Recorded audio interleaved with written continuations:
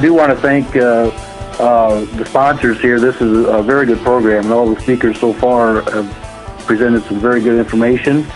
What I'll do is talk a little bit more specifically about financing and kind of give everyone here some ideas of just what the attitudes are of lenders these days and some of the approaches they're taking, or at least were taking. What I'll do is talk about some models we use, like intrinsic risk assessments, talk about our underwriting guidelines and some other specific risk assessments that we use to assess the risk in pork production, and then talk about key factors of success, and then provide a little summary of where we think producers and lenders are going to be doing going forward. But the first slide there, if you look at it, says industry intrinsic risk. This is a model that we use with the help of some of our friends at AgriBank, which is our funding bank in St. Paul, Minnesota. And we put together this intrinsic risk model on various industries that we finance. And this is kind of the 30,000-foot view here, but you can see how each industry kind of scores. We have soybeans, cow-calf, corn, kind of the best risk scores there. And then at the other end, you have ethanol and cattle feedlots being high risk, or the highest risk in that. And hogs is kind of looks in the middle there at 31, but 31 is still a high risk score range according to this model. So I think the point there is, if you're a producer, it's helpful to know how lenders view the industry relative to other ag industries. Obviously, the lower the risk score there, the more easy it will be to attract capital and attract capital at a reasonable cost. I do think one of the points of this slide I wanted to make is that risk score of 31. This score gets assessed every year, and by intrinsic, it means these are kind of the risks of the industry that are kind of the nature of the beast. They don't change a lot. So this score won't change a lot from year to year, but it will change a little. And I think going forward in 2010, 2011, this risk score will be going up just because of we're realizing that the impact of ethanol is greater than we anticipated, and we knew ethanol was going to have an impact, but it's becoming very real now, and we can just see that. H1N1 is a big deal. The regulations on producers these days is becoming more and more burdensome, unfortunately. We're becoming more dependent on export, and probably most of all than anything here that's going to raise this risk score is the fixed cost in this industry is making it very difficult to cut production or have any kind of operational flexibility. And we kind of suspected that was the case, but we're seeing it for real now because it's these fixed costs, whether they're investment in building hog buildings that you're going to pay for those for a long time, or whether it's just through contract grower, those long-term contracts, those have to go on for a long time, and you're obligated to pay on those contracts. And that's different than the broiler industry, for example, where a lot of the contracts in the broiler industry, the grower contracts are 1 year at a time or turn by turn. They're very short term compared to hogs. And a lot of the contracts in hogs are 10 years. And same with packer contracts, or they tend to be long-term contracts. So there's not much flexibility. So I think we're going to see this risk score go up. And then the next page kind of breaks the score down on how we assess it. And there's a lot more data behind this slide that I'm not sharing just because it gets very detailed. And if anyone wanted that detail, they can contact me, and I'll be glad to share some of that with them. But in assessing that risk score, these are the three areas that we look at: historic risk, predictive risk, and lending risk. A couple things I wanted to point out there.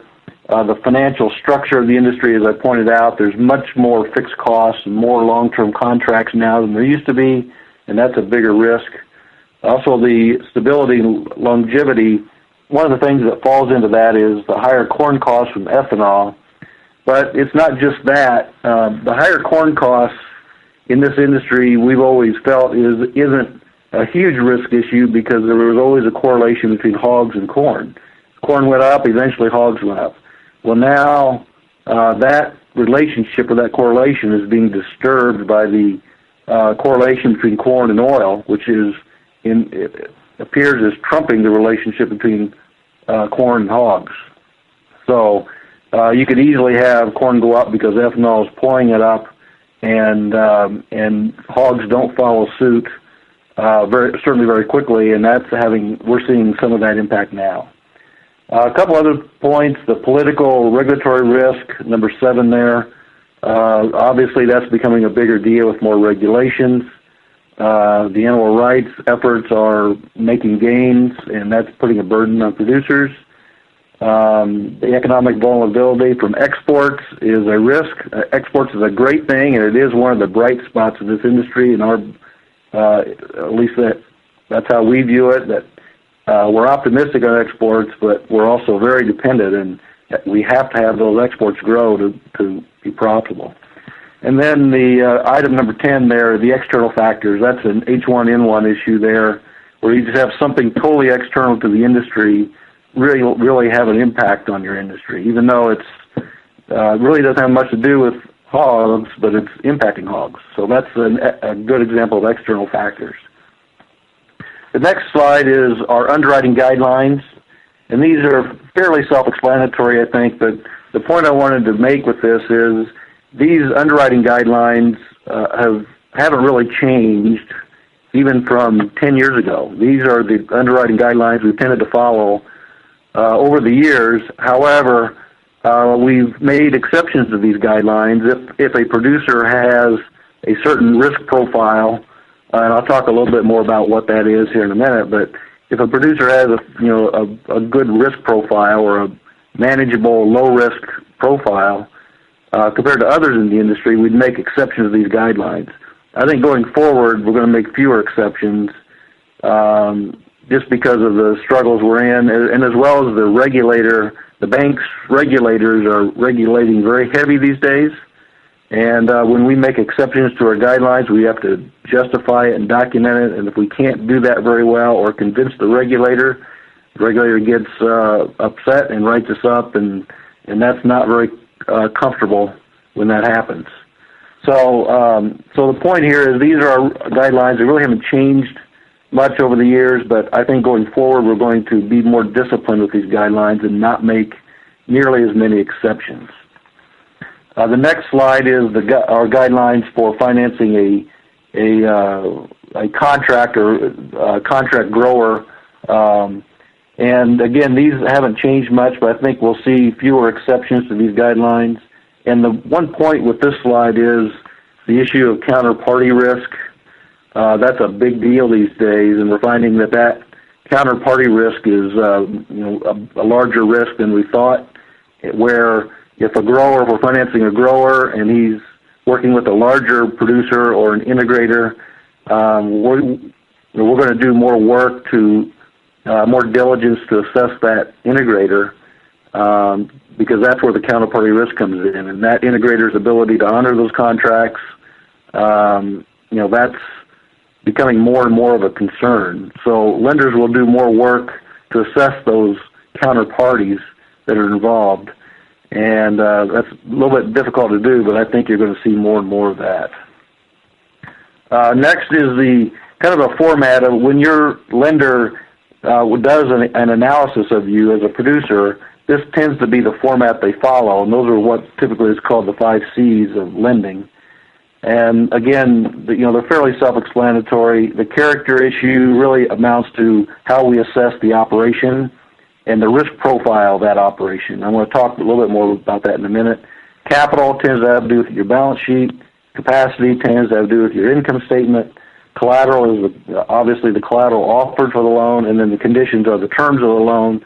Are they long-term? Are they short-term? Are they monthly pay or annual pay? Or just there's a lot of different ways to structure the financing, and the more conservative the conditions, the better the lender will view it. The more aggressive the conditions, the more risky the lender will view it.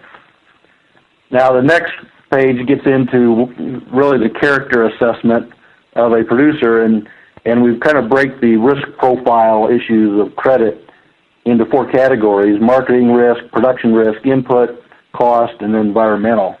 And really all the risk in pork production, in our view, fall into one of those 4 buckets. And the marketing risk mitigators, the things we look for, obviously, are your marketing agreements. Hedging policies are a huge deal, as Kent mentioned. Your risk management plan is pretty critical going forward, in our view, and your hedging policies are a big part of that. And I'm not here to talk through a lot of what is an acceptable hedging policy in the lender's eyes, but we can certainly work with you if you want later on to talk about that. And there are certain brokers out there that we feel do a very good job. But down towards the bottom of this is the counterparty risk I mentioned, just who you sell to and what those contracts are and how viable are the people you sell to. And it's not just producer or packer contracts. It might be, the sow unit selling the wean pigs to the finisher.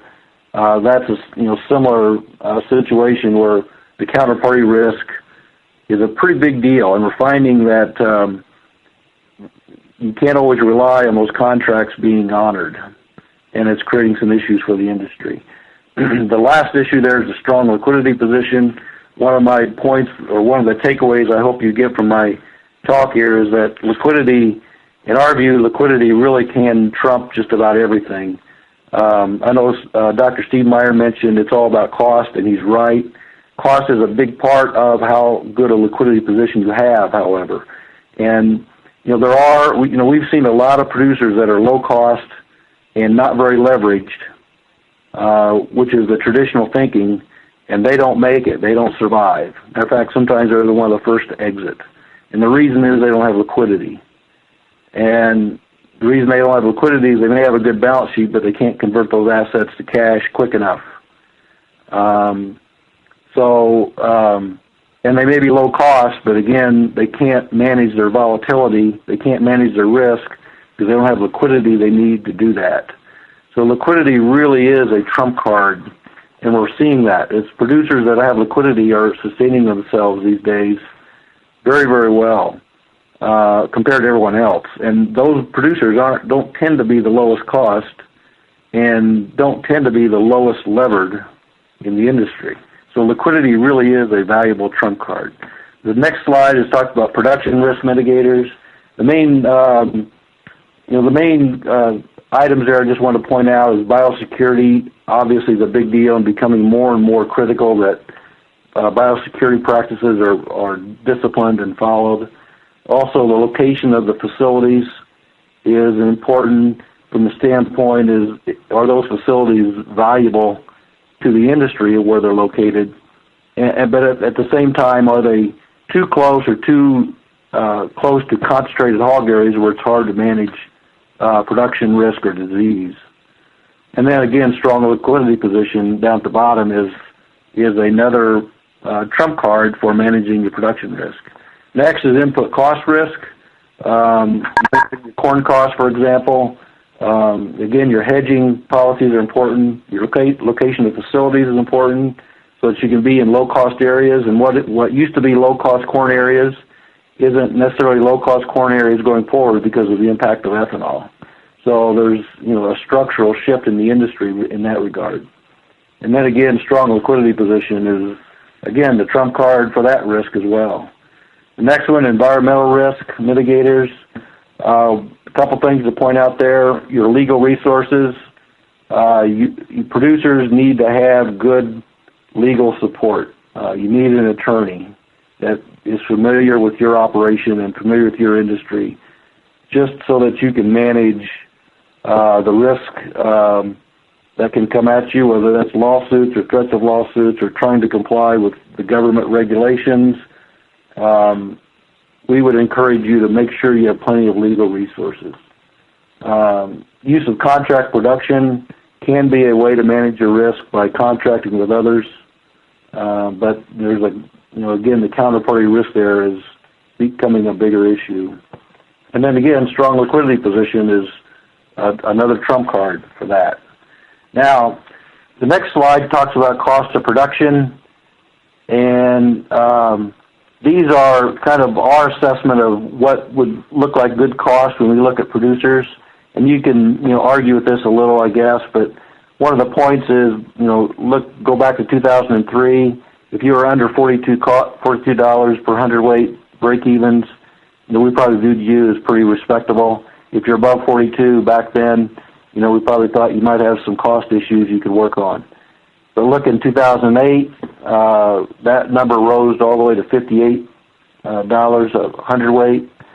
And now in 2009, we would view it about $48. So if your break-evens in 2009 are below 48, we'd probably say you're better than average. If you're above 48, you might have some areas of cost where you could work on to squeeze out. So that's kind of our assessment of how costs look these days compared to the past. The next slide is the burn rate. This is a technique that producers should be using today, and a lot of our customers will do this in various forms. And this example is just one way to do it. But by burn rate, we're talking about how fast you're burning through your cash. Because liquidity is critical, and you want to preserve that liquidity as much as you can. But to preserve it, you need to know how fast you're burning it. And usually you can do this on a monthly basis. Maybe you can do it. In some cases, we're asking producers to calculate this on a weekly basis, and not just do it on a weekly basis, but to forecast it going forward for the next several weeks, how they forecast their burn rate on a weekly basis. And it's basically just taking your cash demands, your cash operating expenses, plus your debt service, plus any capital expenditures you have to make in order to keep things going. And then, what are your receipts? And the difference is your burn rate times your pounds you're selling, and that's how fast you're burning cash. And it's a real critical technique that producers need to be doing today. So if they know how fast they're going through that cash, and they can calculate how much cash they have available, and by cash I mean whether it's cash in the bank or availability on a line of credit with your lender, how long will it take for that availability of cash to burn up? And plan ahead, because when you burn it all up and you have it planned ahead, you're going to hit the wall, and you're going to be out of business pretty quickly if you don't plan ahead on that. The next one is production measures, and this is just kind of our gauge of how production, what would be good or very good today in your production measures, so you can kind of look at that. And again, I'm sure you could probably argue with a few things here, but that's based on our database. That would be pretty close to how we would view things. So I think that's a valuable tool to use to assess your own operation. The next slide, and just to start to wrap up here, key factors for success. And again, the good liquidity position is really, really critical. It really is a trump card, and it's showing now in the industry. Lenders or producers that have good liquidity are able to survive this, and those producers aren't always the lowest cost, although they tend to be, but they're not always. And they don't tend to be the lowest levered. They tend to carry a little bit of leverage, but they're liquid for various reasons. And your liquidity is going to come from three sources. It's going to come from your creditor or your lenders, and you need a good lender. This industry producers need good lenders, and lenders that will stay with you, and that's being challenged right now. Lenders are, as Kent Bang mentioned, lenders are very, very risk-averse right now and under a lot of pressure from the regulator to pull back. And so it's getting more difficult to stay with producers, although I think so far lenders have done a pretty good job staying with producers, and that's one reason why we haven't seen a lot of liquidation, because lenders haven't forced it very much. They have encouraged it, and that's why we see some liquidation, but they haven't forced it, and maybe like they should, at least according to some. But it's your lender that helps you provides you some liquidity, but it's not only your lender, it's the owners of the business can sometimes come up with cash from outside sources to invest. And more importantly than anything, maybe, is the cash flow from operations. And that's where your cost of production comes in. If you're low cost, you're going to tend to have better cash flow from operations than others in the industry. You may still have a burn rate, but your burn rate is better than others, so you're at an advantage from a liquidity standpoint. So liquidity really is the important issue, and cost of production is a big part of how you maintain good liquidity, but it boils down to cash, and you need that cash to stay in business. And so liquidity is the key. It really is key. The second thing there is mitigate volatility, which is risk management, and some of that has to do with your hedging policies. But however you want to do it, mitigating the volatility is just going to be so critical. You're going to need liquidity to do that. But whether that's through good hedging practices, which some producers have been very, very successful at and have really minimized their losses. But it may be through different kinds of contracts. We heard that earlier about how packer contracts going forward might be different. And lenders love cost-plus contracts, but getting those going forward we believe is going to be difficult. But that is one very good way to mitigate your volatility, and if the packer is willing to do that. Just to reemphasize, I got low-cost producer there and balance sheet leverage. Those are the traditional thinking for this industry on how you survive and how you succeed is be low cost and have a low leverage on your balance sheet. And those still apply. However, a lot of this industry is surviving even though they may not be low cost and may have high leverage. It's because they're liquid, and the reason they're liquid may have to do with their contracts, or they just went into the downturn with a lot of pretty big war chest of cash and are able to ride this out. So those are just some points there. Just to summarize, outlook for producers and outlook for lenders. Just a couple comments. The outlook for producers, I think our view is that going forward, lender or producers are just going to need to be much more vertically integrated. And I use that term loosely. It doesn't mean you have to own a packing plant, but you're going to have to share risk with that packer more and share the reward more somehow, whether that's through ownership or through contracts or somehow. 70 to 80% of the investment in this industry is in the production side, not in the processing side. And maybe that will change going forward, but the producer just can't take all the risk when he's making that kind of investment. So there's just going to have to be more vertical integration to survive. The industry does need to shrink. Maybe it doesn't have to shrink a lot, but it definitely needs to shrink. From the lender standpoint, I think there's going to be fewer lenders willing to work with this industry, but probably more important than that are the lenders that are committed to this industry are going to have lower hold positions, which means they're not going to commit as many dollars to one producer. And up to now, you'd have a lot of lenders in the farm credit system and banks take, 20 million, 10, 20 million wasn't that difficult to commit to a producer. You're probably going to see that number cut in half going forward. And with fewer lenders willing to commit at all, it's going to create some capital squeeze for the industry. But the final point I wanted to make with that is that, and this probably has to do with the banking crisis more than anything, is that the cost of money is going to go up. And we can all complain about that, but it's going to go up from the standpoint that lenders are viewing the risks in financing the industry as greater now than they were in the past. So they're going to charge more to cover that risk. But they're also being asked to rebuild capital for their financial institutions. And not that their capital levels are low. Matter of fact, in the farm credit system, the capital levels are very high. But they're being asked to build it even higher because they're afraid of the risk. So the hurdle rates for lenders to make a profit on the loan are going up. So they're going to raise their spreads.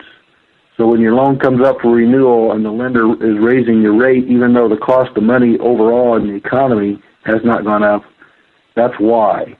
And it's going to happen. It already has happened some, and it's going to continue to happen. It's unfortunate, and we can complain about it, but it's just going to happen because capital is harder to get, the risks are higher, and a lot of that has to do with the banking crisis, where there were a lot of breakdowns in the flow of money, and the banks and all the financial institutions, as well as farm credit systems, realized that counterparty risk was much higher than they thought, and became much more risk averse and weren't willing to invest money as quickly as they did. So it created some liquidity issues, and that fear is still out there, and the regulator is regulating very hard. So capital is going to be more. I don't think it'll be dramatically more, but it will. The spreads to the lenders will be going up. So with that, that concludes my comments, Ned. If anyone wants to follow up with me with questions after this call, my contact information is there. You can send me an email or call me, and I'd be glad to talk any issue through with you if you want.